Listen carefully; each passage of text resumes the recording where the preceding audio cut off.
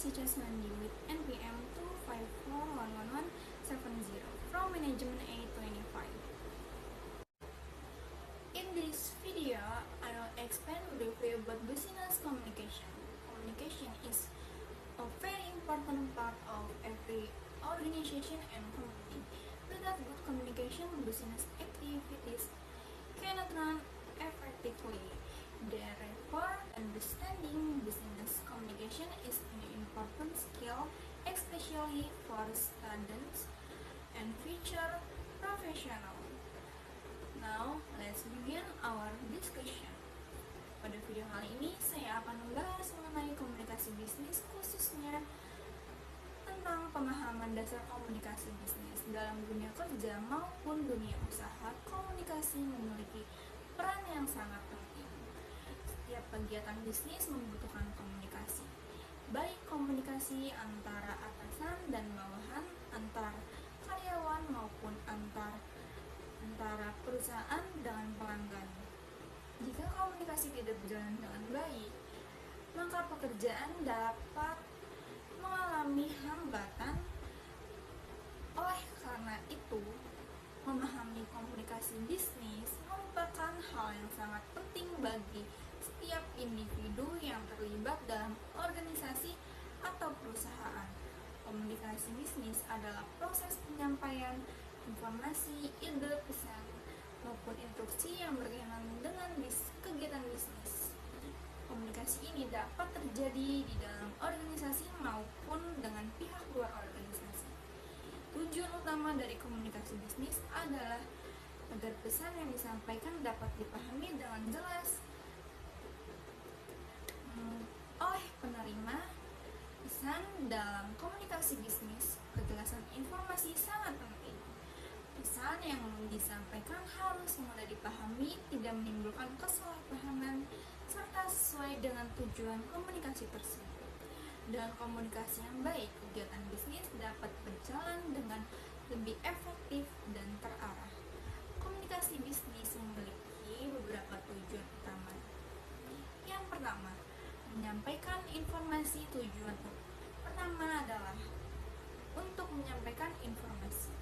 Perusahaan perlu menyampaikan berbagai informasi kepada karyawan, pelanggan maupun mitra bisnis. Contohnya adalah informasi mengenai produk, layanan, kebijakan perusahaan maupun kegiatan operasional.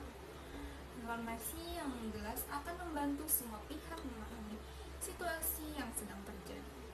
Kedua, membangun hubungan kerja. Tujuan kedua adalah membangun hubungan kerja yang baik.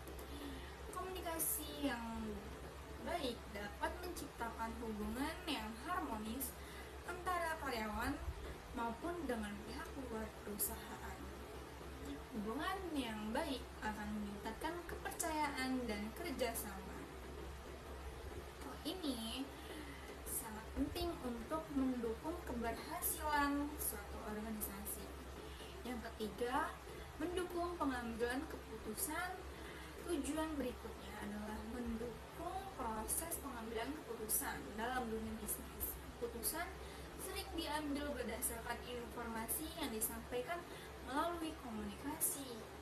Jika informasi yang disampaikan jelas dan akurat, maka keputusan yang diambil juga akan lebih tepat. Sebaliknya, komunikasi yang tidak jelas dapat menyebabkan kesalahan dalam pengambilan keputusan. Yang keempat, meningkatkan efektivitas kerja. Komunikasi bisnis juga bertujuan untuk meningkatkan efektivitas kerja. Ketika setiap orang memahami tugas dan tanggung jawabnya, pekerjaan dapat dilakukan dengan lebih terarah. Hal ini akan membantu perusahaan mencapai tujuannya dengan lebih baik. Dalam praktiknya, komunikasi bisnis dapat dilakukan dalam beberapa bentuk. Yang pertama, komunikasi verbal. Komunikasi verbal adalah komunikasi yang dilakukan secara langsung menggunakan kata-kata. Contohnya, rapat kerja, presentasi bisnis, diskusi tim, percakapan antara atasan dan karyawan,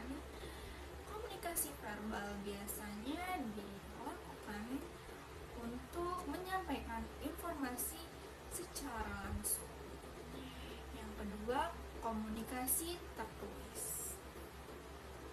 Komunikasi tertulis adalah komunikasi yang menggunakan media tulisan.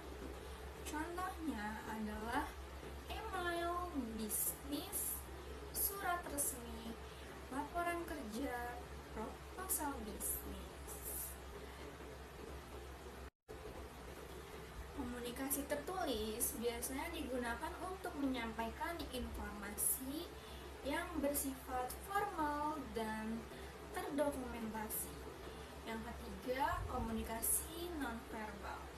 Selain komunikasi verbal dan tertulis, terdapat juga komunikasi nonverbal.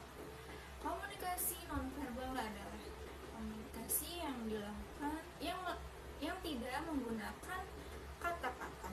Contohnya, ekspresi wajah, bahasa tubuh, kontak mata, dan sikap saat berbicara.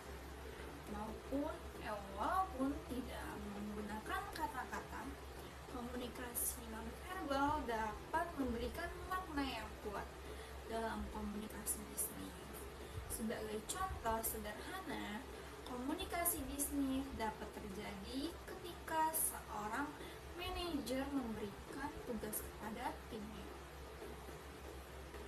Manajer harus menyampaikan instruksi dengan jelas. Jika pesan disampaikan dengan baik, maka tim dapat memahami tugas yang harus dilakukan. Namun, jika komunikasi tidak jelas, pekerjaan dapat mengalami kesalahan atau keterlambatan. Karena itu, kemampuan berkomunikasi menjadi salah satu keterampilan penting dalam dunia bisnis. Merupakan proses penyampaian informasi yang berkaitan dengan kegiatan bisnis. Komunikasi bisnis bertujuan untuk menyampaikan informasi, membangun hubungan kerja, membantu pengambilan keputusan, serta meningkatkan efektivitas kerja. Jadi, komunikasi yang baik akan membantu organisasi mencapai tujuan dengan lebih efektif. Oleh karena itu, setiap individu perlu memahami dan menerapkan komunikasi bisnis dengan baik. That is the brief explanation about business communication.